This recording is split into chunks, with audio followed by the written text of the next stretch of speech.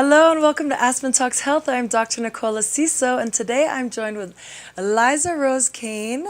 She is a healer and a breathwork meditation instructor. Welcome, Eliza. I'm so happy that you're with me today. Thank you. It's so good to be here. Good. My pleasure. I wanted to bring this healing modality to the community because it really offers a powerful way to tap into some stored emotions and stories and beliefs that we've created around those emotions. So this is wonderful. Can you please start by just sharing what breathwork is and how does it differ from meditation? Okay. Well, breathwork is an active meditation, and what that means is that you're given something to do to occupy that part of our mind that always feels like it needs to be doing something. So that active breathing component that you're given satiates that and allows the mind to really start to take a break and to feel safe and relaxing.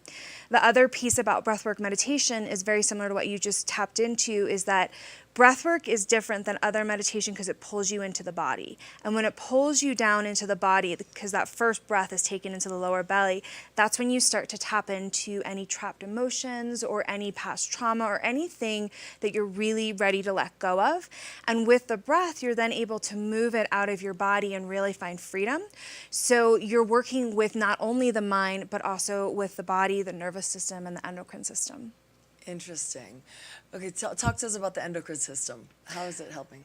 Okay, so the endocrine system is what regulates our hormones. And when our endocrine system is out of whack, which for a lot of people it is, then we feel out of whack. And actually, a lot of the diseases happening today are from an imbalance of certain hormones being released. So what the breath does is it's very similar to working out. You're pulling in an extra level of oxygen through the breathing meditation. And when that happens, the extra oxygen stimulates the hypothalamus. The hypothalamus releases endorphins, and the endorphins move through the body and bump up against your other ductless glands, which in Eastern terminology are known as our chakras, our energy centers. Now, these ductless glands are what comprise the endocrine system. As the endorphins move through, they start to spin and activate and wake up and rebalance any of the ductless glands that are out of whack. And so then that kind of returns our system into balance, and then we receive more well-being from that place. Very interesting. Yeah. How does it support the nervous system? So as when you're actually doing the breath, and so as you know, the breath, it's a two-part inhale. We inhale lower belly, inhale upper chest, and then exhale it out. And as you're breathing down into the lower belly and then the upper chest, you actually feel the breath moving up and down your spinal column, your nervous system. And as it pulls you into your body and starts to release any of the tension, your nervous system naturally starts to relax, and you move from that like fright and tense and contracted state that I think is really an epidemic right now. I'm actually really witnessing how people are in that state when there's no need to be. You know, they're not in a life or death situation, yet day-to-day life has become this pressure-filled experience for a lot of people where their nervous system is on such edge that they're actually in danger of it becoming fried. And they're so overwhelmed, and people have trouble slowing down because they're so overstimulated and it's so frenetic. And so it's like when you're overtired, you can't fall asleep. And so that's what's happening with the nervous system. It's like it's just overworked so much that a lot of people are having trouble just finding easy ways to relax and to fully settle in. Fascinating. Yeah. So why is it that you're able to tap into these stored emotions? How does that happen? Well, the breath, the biggest is it pulls you into your body, and our body holds all of our secrets. So our body holds all of our past experiences, and if we don't let them go, or if we don't feel what we need to feel in that moment or through these experiences, they get lodged in our body. I give the analogy a lot of times of, so if there's like a bunny, and the bunny is escaping a coyote, like it's running for its life, and it does escape the coyote. Afterwards, what happens in the animal kingdom is the bunny will shake, and it will literally shake the trauma out of its nervous system and out of its body. Whereas us humans, when something traumatic happens to us, what do? We gasp and we like lock it into our system. So the breath, what's so great is the more and more comfortable you get with it, the deeper and deeper you allow it into your body. And then it starts to get into those places where it's been lodged, and it starts gently surfacing them and then clearing. So you're essentially detoxing the past from your body with something as simple as the breath. Wow. It is a fascinating experience. I had a personal journey with you, and it was magical. I mean, I tapped in to this place where I was 14. I shared this on another interview, but I didn't explain where it came from. And it was actually during this breath work. Okay. And I had the visual of being in a bedroom, and in my bedroom at home, and I had just brought home my report card, and my mom came into my bedroom, and she was so upset with me because I was a B+ student. Okay. And she wanted me to be all A's. Okay. So she reprimanded me, and I shriveled. I just went into this like I'm not good enough state. Yeah. And then when I saw it during the breath work, I saw that her intention was actually that she believed in me. And she knew I could make all A's if I put more effort in. Yeah. And instead of it being a knockdown, it was actually her way of building me up. Right. Right. And shifting that, reframing it, basically. Right. Yeah. Is what it showed. It was so powerful. I mean, of course, describing it now it sounds insignificant, but when you're in that moment, it's really impressive. And even though it does sound insignificant, the thing is when you're able to go back in, you're looking at it from an adult perspective, and you're able to see that awareness of, oh, she wanted what was best. But when you're 14, you genuinely, that's how you perceived it. Right. So what happens is we have these experiences, and it can be something as simple as someone being like, I don't like those shoes. And we internalize it and we hold on to it. Yeah. But what happens is in our adult life, if we don't clear that, we then return to that age, that time of that wound. So if it gets activated again, like if something triggers that experience and we suddenly don't feel good enough or like you're not doing enough, you actually start to go back into the mind frame of a 14-year-old. And you start reasoning from a 14-year-old. So it's like let's say you're in a partnership and you're fighting with your partner and you hit their wound or they hit your wound and you were maybe 4 years old when that happened. Your partner might notice, or you might notice you're suddenly talking to a 4-year-old. And then we get frustrated because we're like, why aren't you reasoning like an adult? But we don't understand that they're back in that space of being a 4-year-old, and they can't until they heal that wound and clear it. They can't operate from an adult level in that moment. So that's why it is so important, because it really does dictate the way we respond to our present day life. Yeah, it does. It shows up in so many ways. Yeah, no, this was very powerful work of clearing that. Yeah. How did it help you?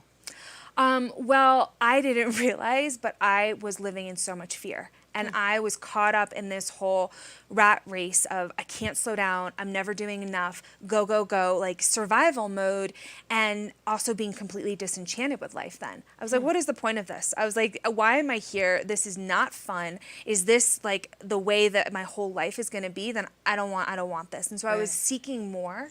And I actually had a bike accident where I literally like flew over the hood of a car and I knocked my wind, like the wind, and the universe was literally telling me, it was like slow down. And I like it was like hitting a concrete wall, and it was like, and it was really intense. And I realized that, and then I got introduced to the breathwork and I started to dive into it. And over the years, I look back and I realized how I had been so afraid to feel. I didn't want to feel. I had a lot of things from my childhood that I didn't want to acknowledge. And so because I didn't want to feel, I kept pushing myself out of my body to avoid it. And so I was spinning and I was caught in a rat race and I was going because I wasn't present. I wasn't clear, because that's what happens when you are in your body. But when you don't want to feel, you disconnect. So the breath work really supported me in slowing down and then feeling safe to eventually go into the experiences I needed so that I could clear them and I could let them go and I could feel down, like slow down and enjoy life versus get caught in that rat race. Yeah. For me, it was as powerful as ayahuasca. Yeah. It was just, being able to go right into the stored energy and like literally you feel it release. Yeah. It's wild. It is. And I do say, because we have evolved, like in the sense that ayahuasca was used back in the day when we were much denser. Like our physical body was actually denser, and we are evolving to a point where we actually, I believe, don't necessarily need the ayahuasca. And again, I think if people are called to it, it's important. Do what you need to do. I'm never being like, everyone's got to trust their own inner voice. Right. And a healer actually gave a really, I forget who, but a friend was telling me she was talking to this healer and he gave her a really cool analogy where he goes, listen, he goes, let's say you want to get on the other side of the door. He goes, when you use the breath, you open the door and you walk to that other place. He goes, when you use ayahuasca, you're throwing yourself through the door. So you're getting to the same place, but many people experience with ayahuasca, not everybody, but many people experience their purging, they're beating up their systems in a way that it's like, yeah, you can do that, but why? You know, if you don't need to, there's no reason anymore because the breath is going to take you to that same place, and I believe even beyond. Yeah. No, I experienced it. I've experienced both, and my body rejected, I mean, the purging, the desire to just throw up for 6 hours is not fun. Yeah, exactly. I would much rather do your breath work. Much rather. Tell us about you've incorporated binaural beats. Yes. Why? Yes. So coming to Aspen was a really unique experience because before I had been in LA and I'd been teaching breathwork, and LA is the world of theater and performance and film, and they really value emotions and they really value like being theatrical and expressive. So breathwork was received very differently there. When I moved here, Aspen really values the intellect. We have a very strong cerebral community and it's incredible, very strong wills, very smart minds.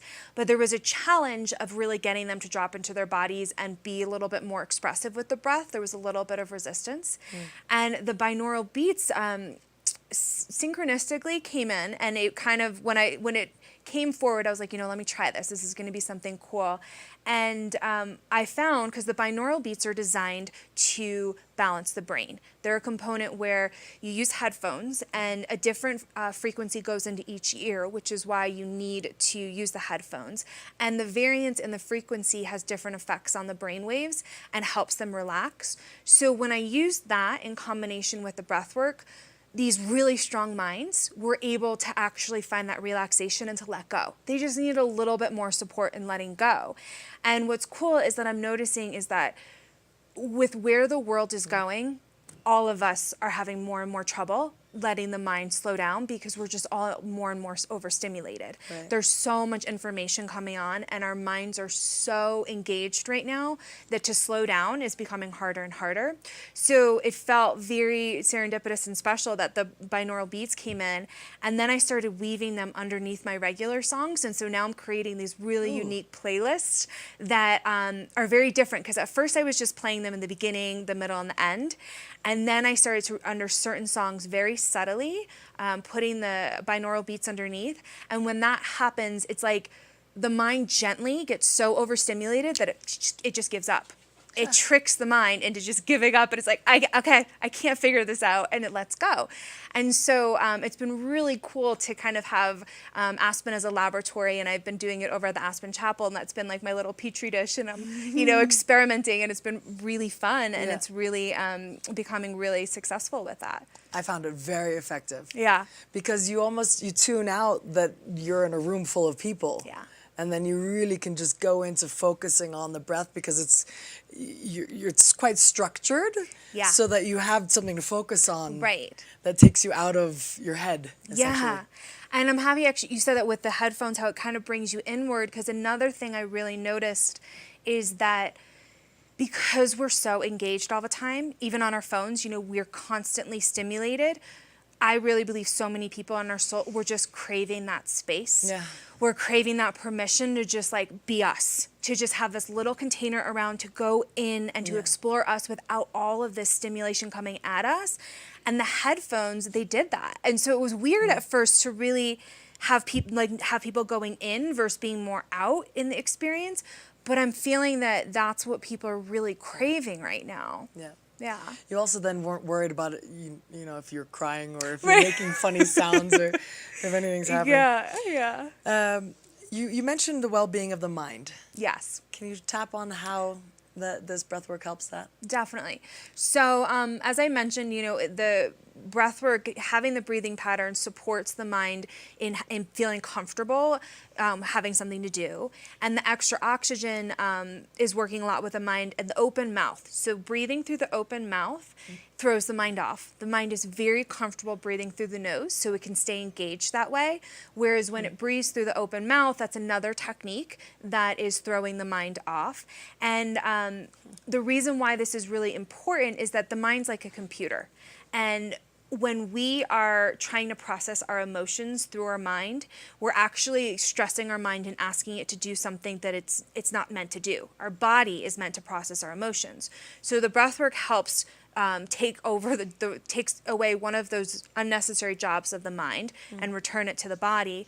And then in this place, the mind is able to get a reboot, because it is like the computer. Right now, most people have all these files open and they're doing all these different programs. And what happens to your hard drive when when that's going on? Overload. Yeah, it starts to slow down, and then eventually it literally shuts off. Right. And that's what's happening with our minds. And I actually believe a lot of the mental instability and the dementia and the Alzheimer's, I wonder how much of that is from the mind never getting a break and short-circuiting, starting to really short-circuit. So the breath, it's a technique to give that mind that reboot and that reset that it really needs. Love that. Yeah. How often do we need it?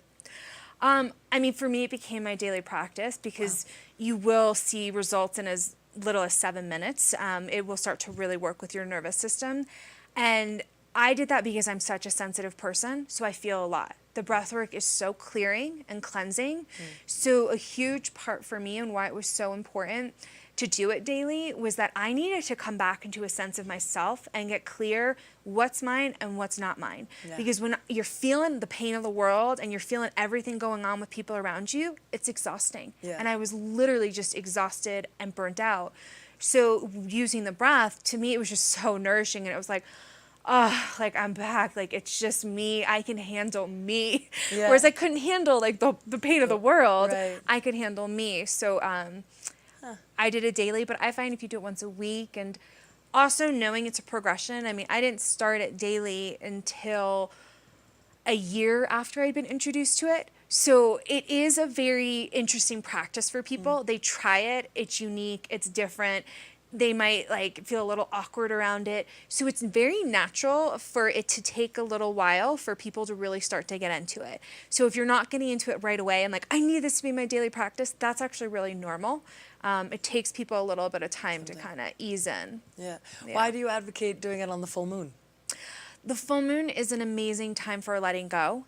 It's when the light is so bright that we're able to really see kind of all those little shadow parts in ourselves. And so it just lets us kind of clear.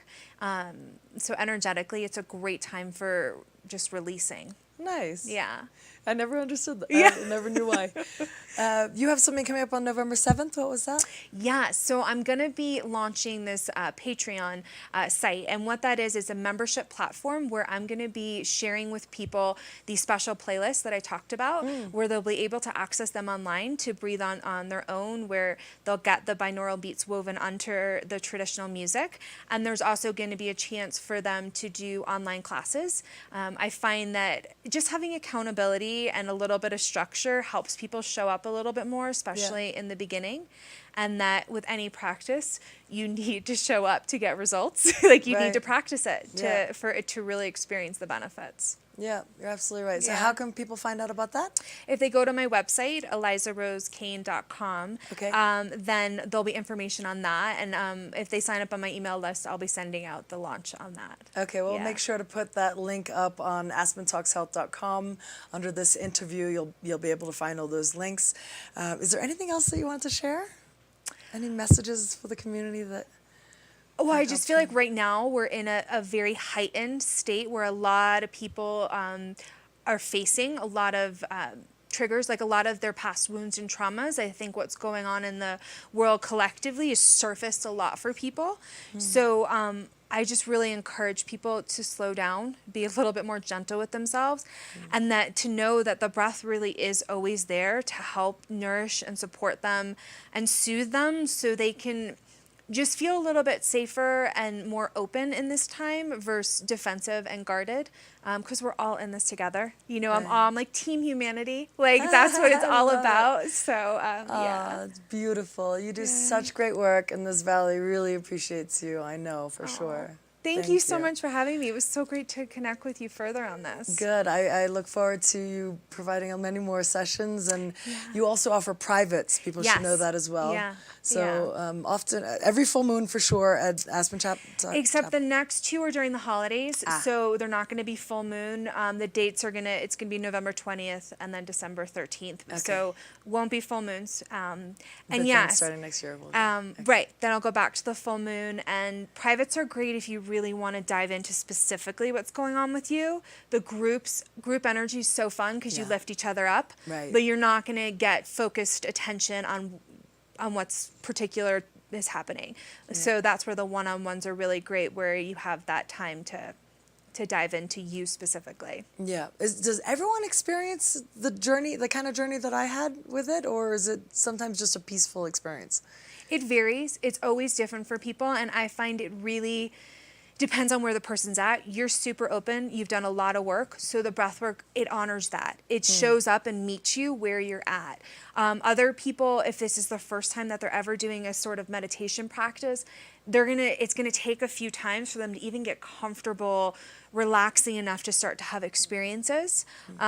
So it's very different, and it goes through waves. You know, each time you do it, it's different. That's why I've been doing it for a decade now, and I'm still hooked onto it. Wow, a decade. Yeah. So what I say in my head while we're doing it, to get myself into the space of being really open, is just I keep repeating the question, show me what I need to see. Show me what I need to learn. And that's beautiful. You're so open to something bigger, like connecting you and showing you what you might not can't see at that moment. Right. And then all of a sudden, it's so weird. It can take 5 or 10 minutes, and all of a sudden I get dropped into a scene. And that's so beautiful that, like, I think the other piece is that it's safe to surrender. Like, the breath connects you to something that is so much bigger than yourself, that connects us to each other. Like that breath, it's really that web of light. And when you relax enough and surrender, you feel the support and you realize, I'm not in this alone. And that, life's meant to work out. There are greater forces that want to help you, even if it's just that voice, your higher voice within. Right. Yeah. Yeah. I love it. Thank you so much. Thank you. Again, thank you for being on the show, and thank you for all that you do. My pleasure. So as always, check out aspentalkshealth.com to learn about more information and how to get a hold of Eliza.